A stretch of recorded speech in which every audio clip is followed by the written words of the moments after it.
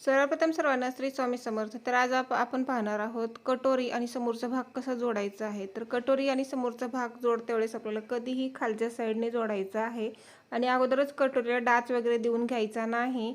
तर जसं व्हिडिओमध्ये दाखवत आहे त्यानुसार आपल्याला शिलाई देऊन घ्यायचे. पाव इंचावरती शिलाई देऊन घ्यायची आहे. अगदी सावकाश एकसारखी शिलाई आली पाहिजे, कुठे कमी जास्त होऊ द्यायची नाही. डबल शिलाई देऊन घ्यायची आहे. कटोरी आणि समोरचा भाग जोडल्यानंतर आपल्याला डाचाला शिलाई देऊन घ्यावी लागते. बऱ्याच जणांना डाचांचा खूप प्रॉब्लेम असतो. कोणाचा डाच तिरका जातो, काही ना काही प्रॉब्लेम येतं. डाचाची उंची तर जास्त होते किंवा कमी तर होते. तर आता हा जो भाग आहे ना, तो आपल्याला असा फोल्ड करून घ्यायचा आहे आणि इथे थोडासा कोना बाहेर आलेला आहे, तो आपल्याला कट करून घ्यायचा आहे.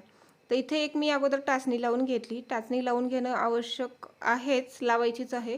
एक्स्ट्रा भाग होता तो कट केलेला आहे. तर खालच्या साईडने डाचाची आपल्याला रुंदी घ्यायची आहे 1.5 इंच. रुंदी 1.5 इंच घ्यावी लागते प्रत्येक ब्लाऊजसाठी. उंची घ्यायची आहे डाचाची आपल्याला मापाच्या ब्लाऊजवरून मोजून.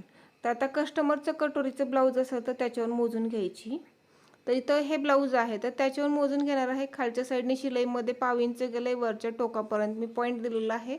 तर इथं मोजून पाहते, तर इथं आलं 2.5 इंच.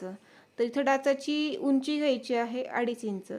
या पद्धतीने जर तुम्ही डाचाला शिलाई दिलीत ना, तर कटोरी चपटी होणं किंवा अगर टोकदार कटोरी होणं हे असे प्रॉब्लेम्स येत नाहीत. त्यामुळे अशा पद्धतीने मोजून घ्यायचं आहे तुम्हाला.